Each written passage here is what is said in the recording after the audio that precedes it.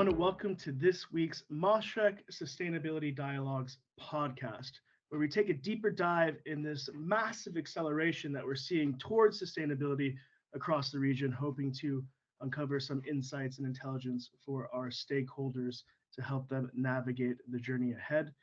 The critical question that we're tackling today is pretty straight to the point: how to make the region a global hydrogen hub. Straight to the point, but yet I imagine the answer has multiple components that we'll go through today. We're joined here today with our host, Feras Jaramani, Executive Vice President, Head of Public Sector Aviation, Energy, Education, and Healthcare at Mashreq; Dr. Metwalli Elnoubi, Founder and Chairman of EnviroTaqa; Dr. Steve Griffiths, Senior Vice President of Research and Development at Khalifa University; and Dr. Raed Bkyrat, Chief Development Officer at Alternative Energy Projects Company. Feras, I first just wanted to kick off with your opening comments, of course, as host, to get your insights on the overall topic that we're addressing today. Sure, Brian, thank you. Thank you to our guests, esteemed guests today, for joining us in this podcast. We take pride as Mashreq on being one of the banks on the forefront of all the actual action that's taking place in the UAE as well as in the region when it comes to the energy transition, the clean energy, and the wider ESG agenda altogether. In Mashreq, we have pledged to have a sizable investment in the ESG and green energy formats altogether in terms of financing of a substantial number of $30 billion in the coming 7 to 8 years. And we are working very actively towards achieving that number. This is basically one of our main verticals internally as well as externally to project to the world that, look, we are committed. First of all, we are committed within the overall strategy of this country. And as everybody, of course, is aware, the UAE is now a very active player in this. And we, being a UAE-based bank, we want to support the country's vision, as well as we want to support the global efforts into the transition altogether. We have basically, beside now starting to allocate a certain money towards the green energy, building on our expertise when it comes to project financing altogether, building on our existing relationships with the main sponsors of the energy and the wider, in fact, energy ecosystem. We are also now building the internal expertise in terms of the advisory as well as on the financing to be, as I said before, on the forefront of this transition. Thanks again to all of our guests. I'm looking forward to hear more from you and to listen to your suggestions, your ideas with regards to the topic, and where do you think banks should go and what banks should do in order to play a more active role on this. Thank you so much. Thank you, Feras. Dr. Metwalli, I just want to first bring you in. Of course, the region has a lot of opportunity, but I imagine there's still some things that need to be placed into position in order for it to become a regional and leading global hydrogen hub. I just want to get your opening comments on the topic. Okay, thank you very much, Brian, for inviting me to this great discussion.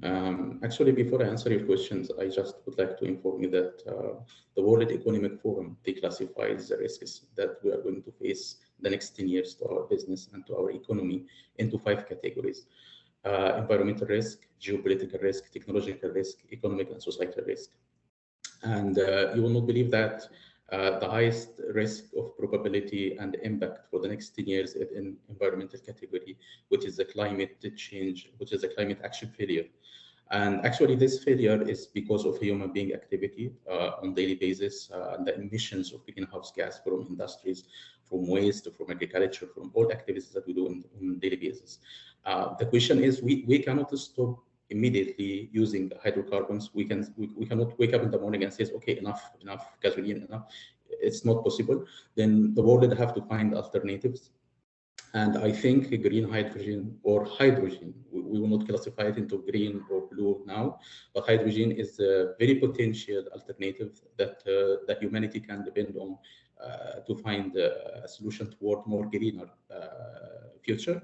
And I can see the Middle East because of the geological location, the availability of resources, sun, wind turbines, even hydropower. The location for transportation of the Middle East, it's amazing.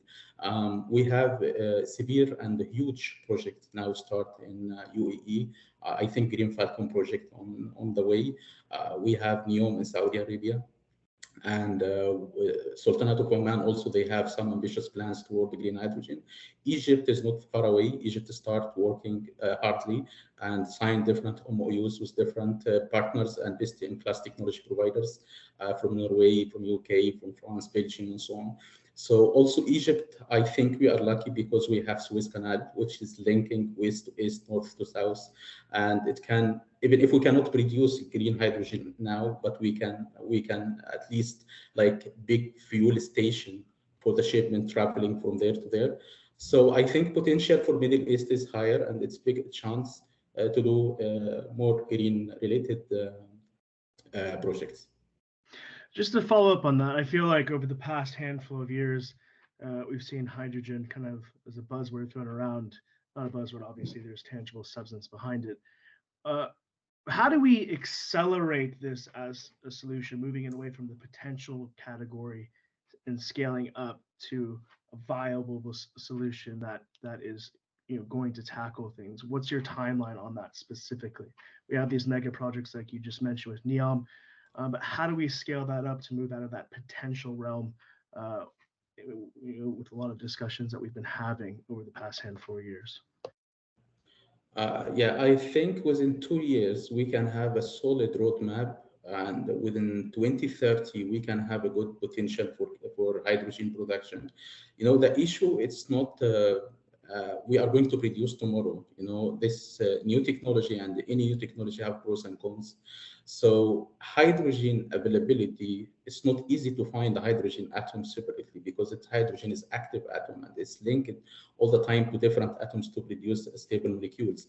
So we can get hydrogen from water, but we need to electrolyze the water. And water electrolysis requires a huge amount of energy. And also you cannot use any kind of water. So yeah, you can go to the seawater, but you have to do demineralization or desalination first. And this costs extra to the 1 kilogram hydrogen produced. And you have to look after producing the hydrogen. If you get over the production stage and you come to transportation or infrastructure, are we ready to have fuel station for hydrogen now? I mean, if you drive your car, which is operating by hydrogen, how frequently you can find a fuel station after 100 kilometers or 1,000 kilometers? I mean, it's not easy. In the laboratory, yes, we can, but on industrial scale and practical wise, it will require a lot of cooperation between countries, between even organizations, public-private partnership sectors, and different things. In the laboratory, yes, green hydrogen is amazing, but when it comes to let's do it, okay, now if I'm going to electrolyze the water, and by the way, we are using only 4% of the produced hydrogen from the water, 96% or even 95% is still getting from hydrocarbons. So we break natural gas, which is majority methane, 1 carbon atom and 4 hydrogen atoms. We break it with different chemical and physical processes to hydrogen, but still these processes produce CO2, carbon dioxide. Some oil and gas companies are able to capture and store this CO2. They call it blue hydrogen. But if you cannot capture it, the CO2 is released. And in this case, hydrogen is more impact the environment than using hydrocarbon itself. So a lot of work in research and development, a lot of work in cooperation is waiting for us. But hydrogen as a storage for energy, it's amazing. If we suppose that we are using 50 kilowatt hour to produce 1 kilogram of hydrogen, hydrogen can remain or can keep or store 33 kilowatt hour. When you look to the batteries, They cannot do this. To store, yeah, batteries can store few kilowatt hours, but cannot store in terms of megawatt or terawatt. So you need a huge buildings to store, to put your batteries in and to do it. But hydrogen, with time, I think within the 10 years time frame, we are moving very good in that. Thanks. I think a big part of that is going to be the discussion of scaling up an application as well, and the challenges that come with it. Dr. Sieb, I just want to bring you in, of course, very embedded in the hydrogen ecosystem in the UAE, as well as the region, just to get your opening comments on the overall topic that we're addressing. Sure, and thanks, Brian, once again for the invitation to participate. So for me, hydrogen is very interesting. Just a few years ago, it was sort of a novelty.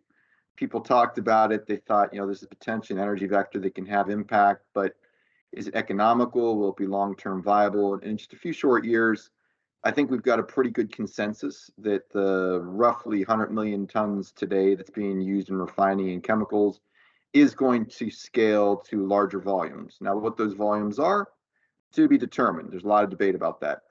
Where we are in the region is we've come to realize the potential value. We're moving beyond the visions. We want this to be part of a broader sustainability vision. And what excites me is the next steps, which I talked to a lot of stakeholders about with regard to strategy, is creating a strategy that starts to define where you want to play in hydrogen.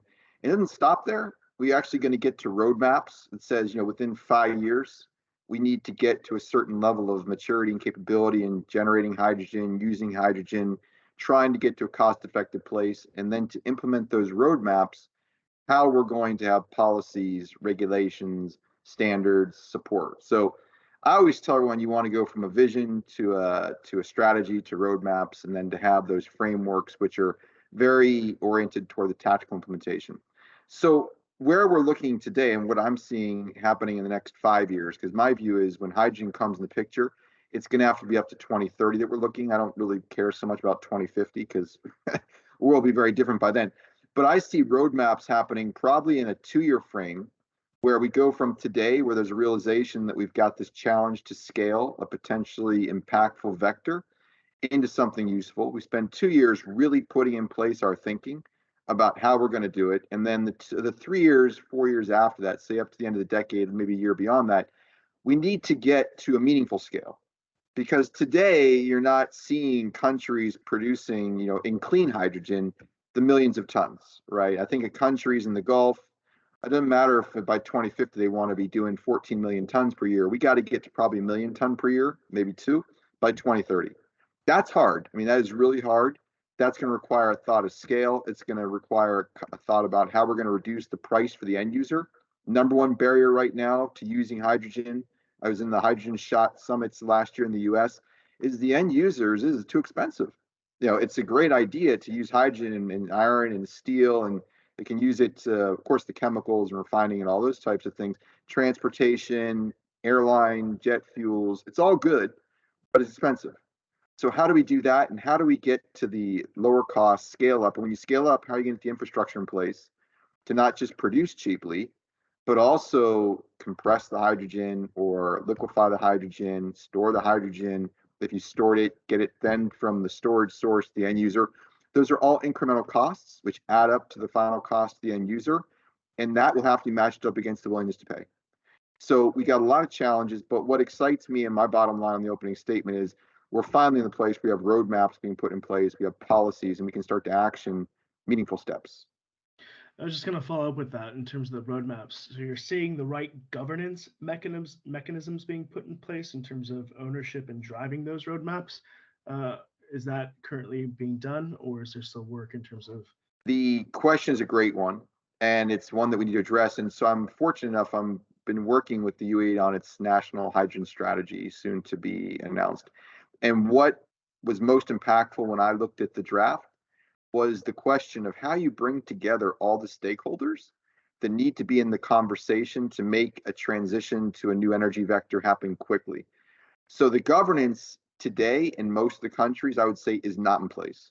You don't have the fully coordinated committee, which is the National Hydrogen Council or Committee, that's got all the ministries together, got industry voices, got the technical universities. They're going to provide training and manpower development.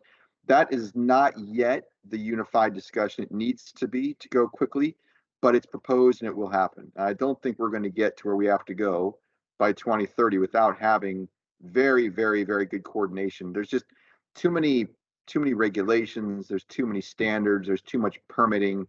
There's too much that has to happen for it to be organic. So that was it's an excellent question. I do see it. You'll see it when the strategy from UAE comes out. And I think all countries which are going to move ahead quickly will need that kind of coordination. So I fully agree. It's a very important question that we have to address.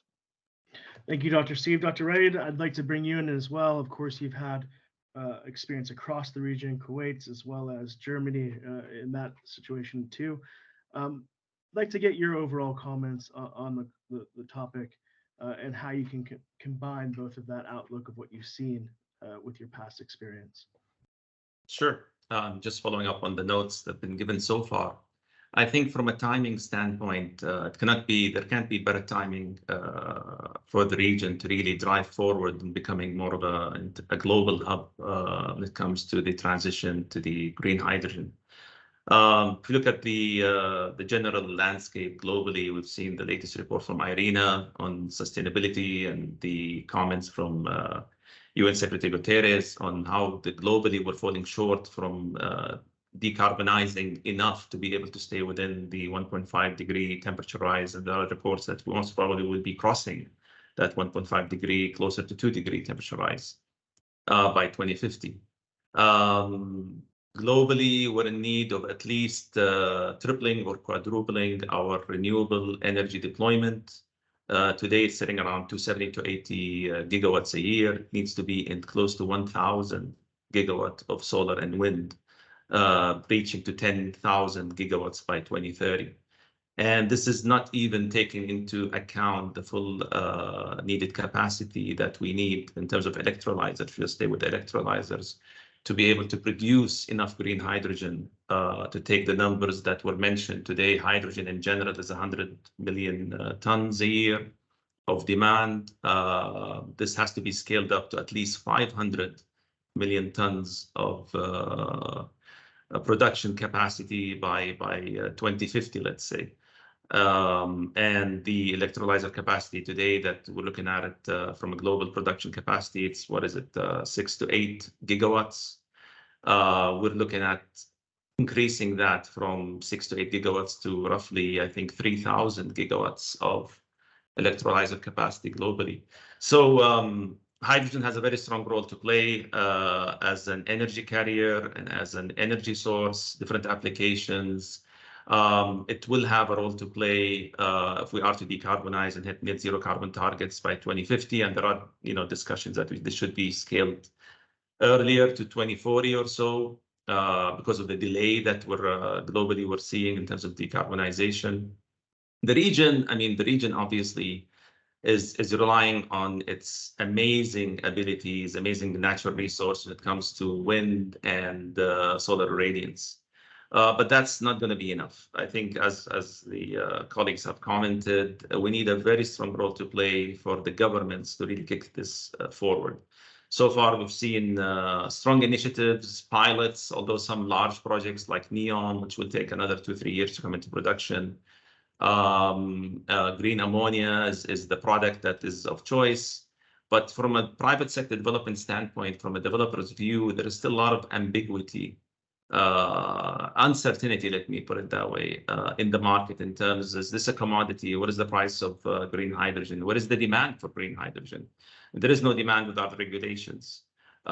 This ties into creating carbon markets and carbon tax, for example.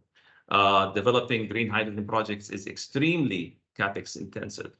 As a developer, I have to fund it mostly through equity. We're talking tens, hundreds of millions, just development. What is the role of banks? Feras mentioned that banks have a really strong role to play. I see hydrogen transition for this region and in many ways globally, what we saw in solar maybe 25 years ago.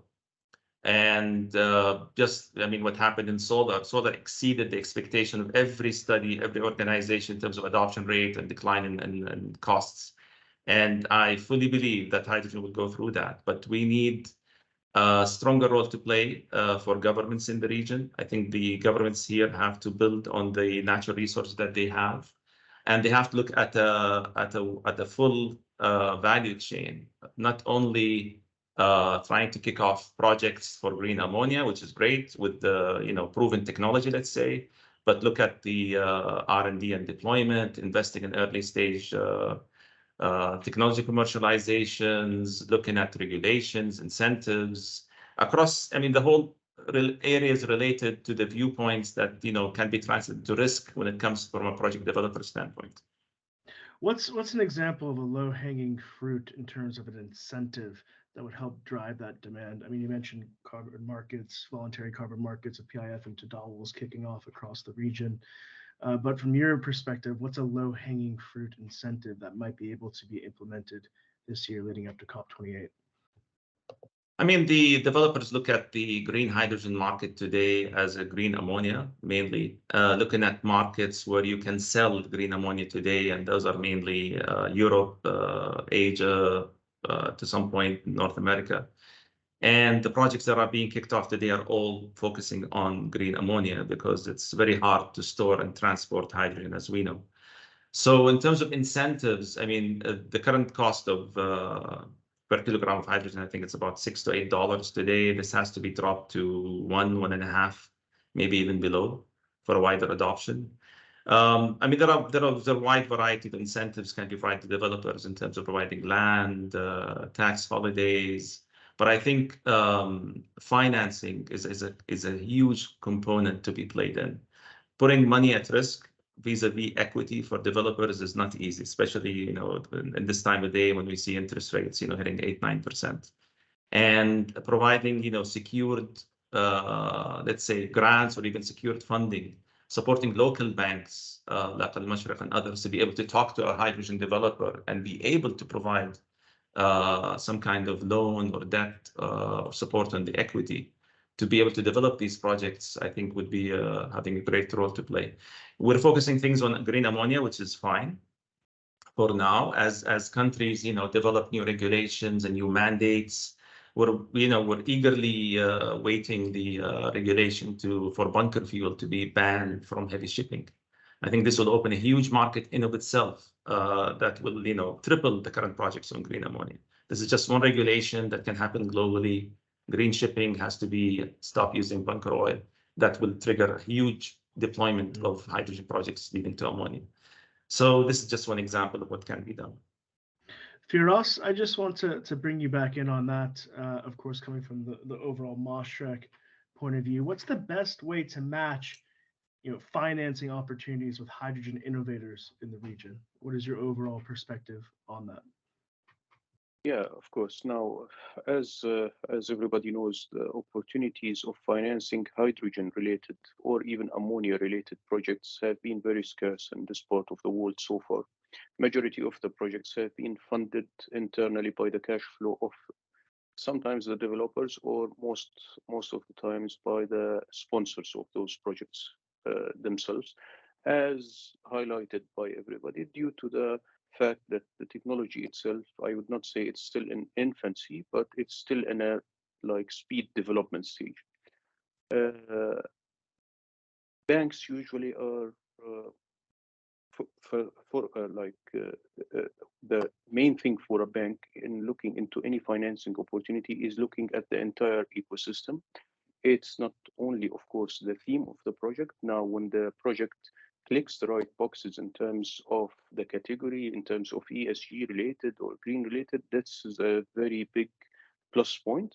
Then we move down, and excuse me for being technical here, we move down the chain into the other credit worthiness and the other analysis that we have to look at.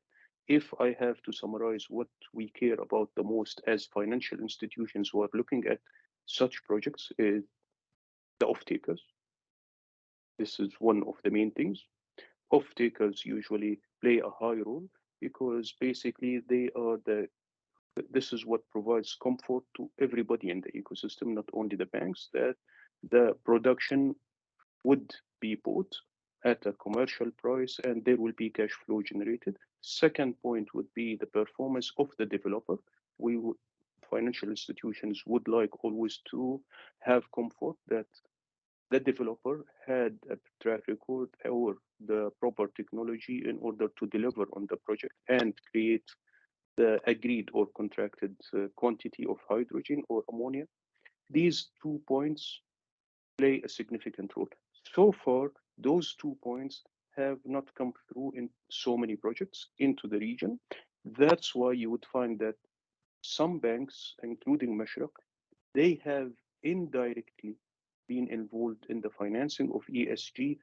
Why I'm saying indirectly is because we go and fund at the sponsor company or off-taker level, but on a corporate basis rather than being on a project finance basis. So we don't ask for the off-take agreements or details or technology or developer. We fund it based on the creditworthiness of the borrower themselves in terms of their strength of balance sheet. However, as also highlighted by Mr. Raed or Dr. Steve and the rest, and of course Dr. Metwalli, this is I can see that it has so much of similarities with the evolution of the solar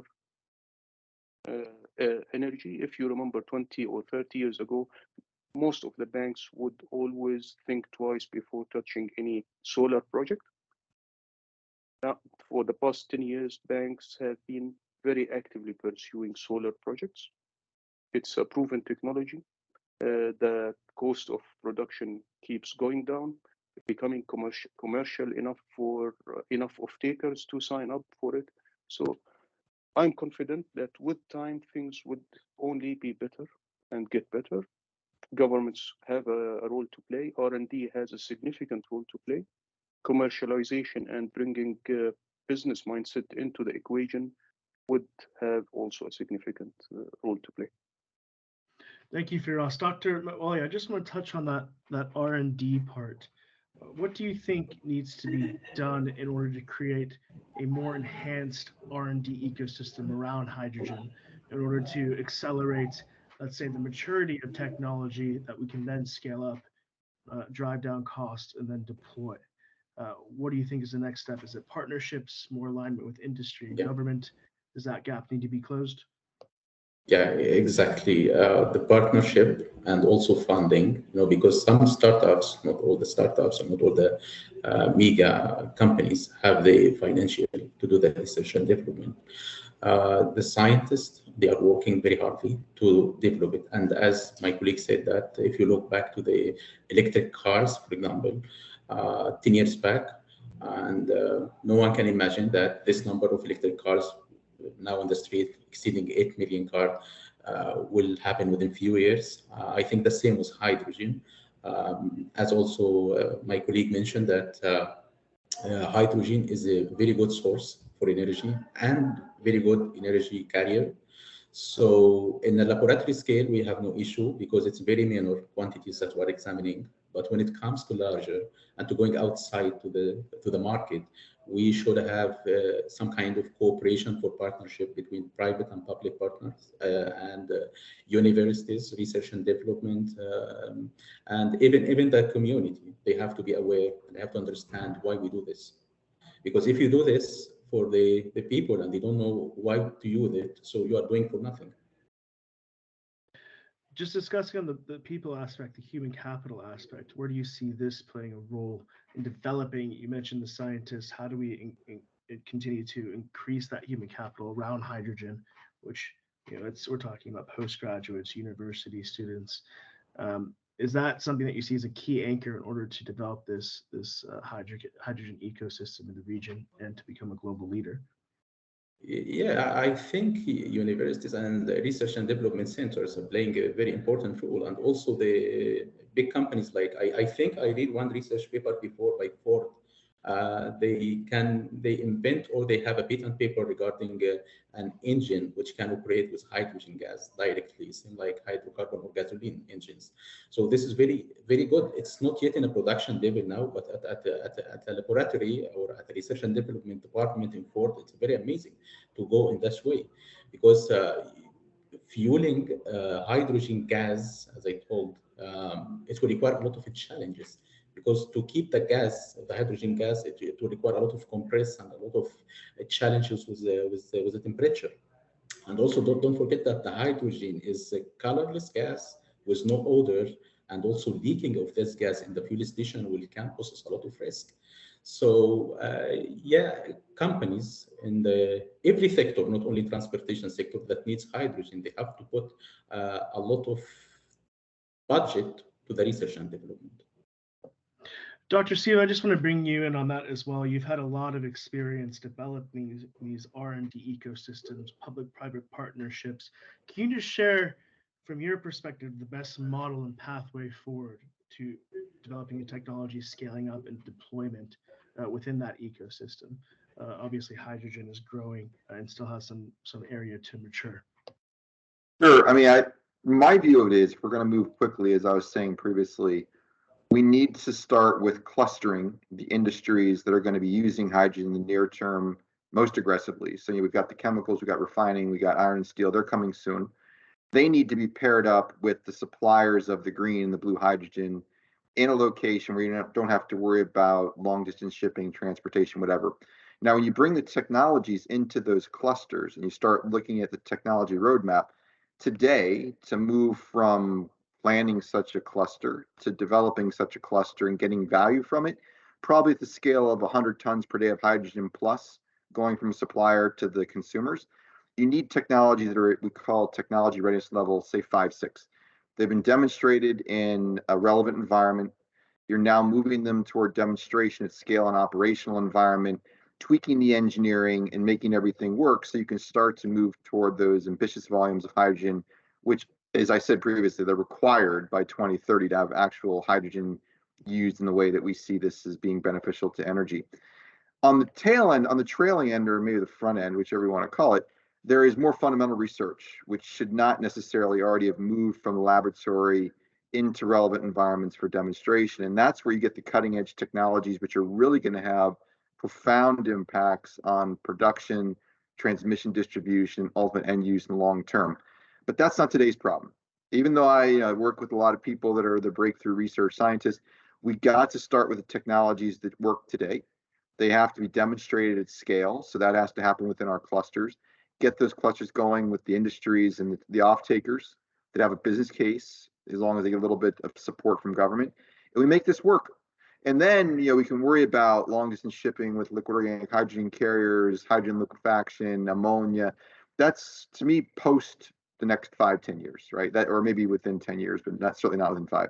So on the R&D side, start applied, get the ball rolling on scale, and then you can backfill with the more fundamental research as that becomes relevant once we get this whole hydrogen economy concept moving quickly.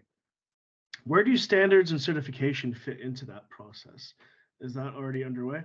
It's a super important, and one of the standards that we're completely missing is we're all talking about green, blue, et cetera.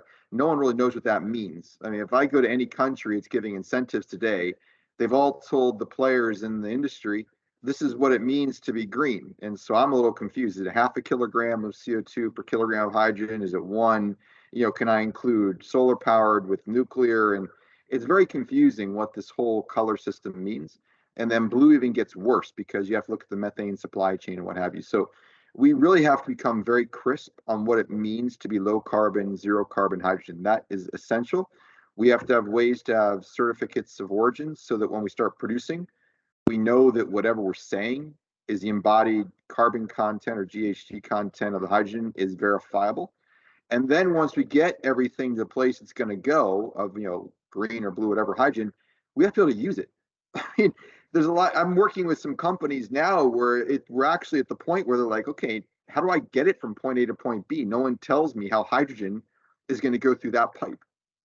Can I do it? Well, we have to see if the pipe can hold that hydrogen. So there's the standards, the certifications. It's a lot of confusing stuff once you start to do things for real. So your point's well taken when you ask the question. We got to go faster, or else we're not going to do a whole lot at scale. Dr. Raed, I just wanted to get your thoughts on that as well. Of course, you've worked with technology startups, and you've been a part of that R&D ecosystem too. What do you think are the next steps?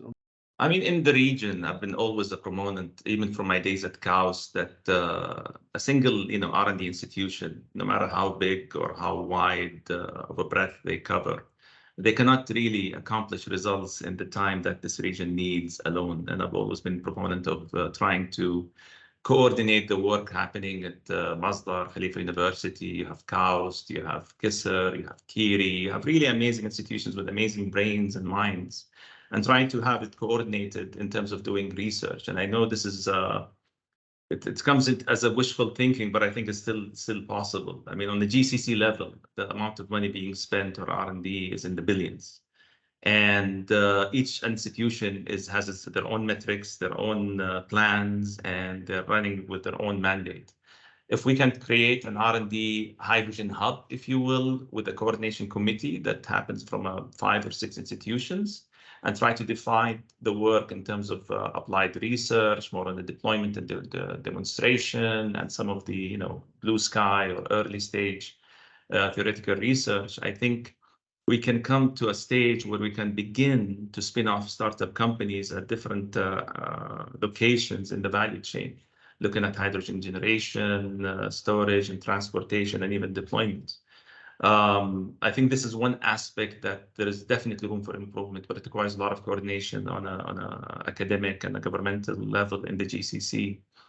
One idea that comes to mind, I mean, building on what's been said, there is definitely a lack of definition in terms of what green hydrogen means, let alone blue and others. We see oil and gas majors seeing blue hydrogen as a way of building their portfolio in terms of hydrogen, although it comes with certain points that need to be addressed in terms of the actual impact of methane leaks and the total carbon footprint, even with carbon capture and sequestration.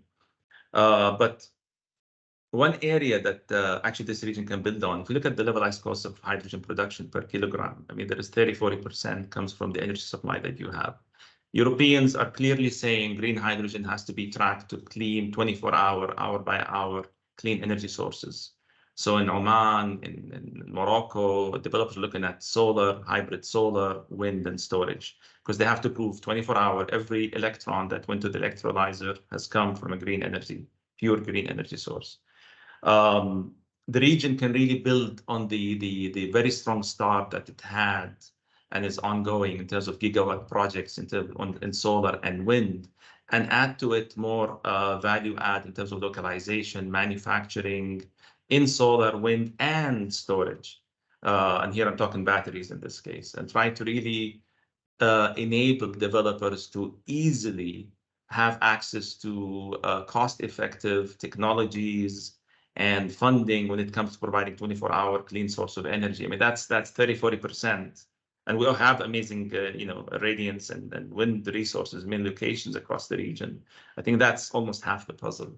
Another idea that comes to mind, developing a regional, building on what Steve was saying, building a regional market hub, where you bring, the off-takers and the generators, and give there is a delta in between. There are applications today, they're not massive, but there are applications today, steel industry, petrochem for hydrogen, and they will buy at a certain rate. That delta, who's going to cover it? This is where governments have to step in and get that snowball rolling, and that will eventually escalate into having more value to the economies of scale, and we can hit hydrogen at roughly $1 per kilogram. Thank you, Dr. Raed. I think unfortunately, as I was saying earlier, time goes by pretty fast. We're coming up on 40 minutes. But I just wanted to hand it back to our host one time, Feras, to give your final comments to close out the session. Thank you.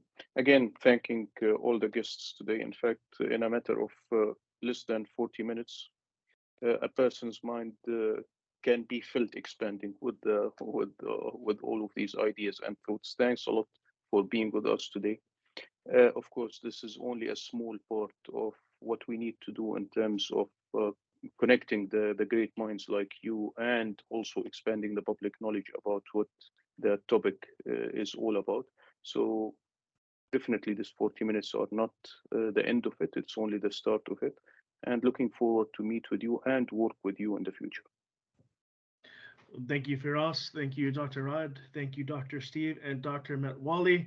For those who are listening and watching, please feel free to follow them on social media.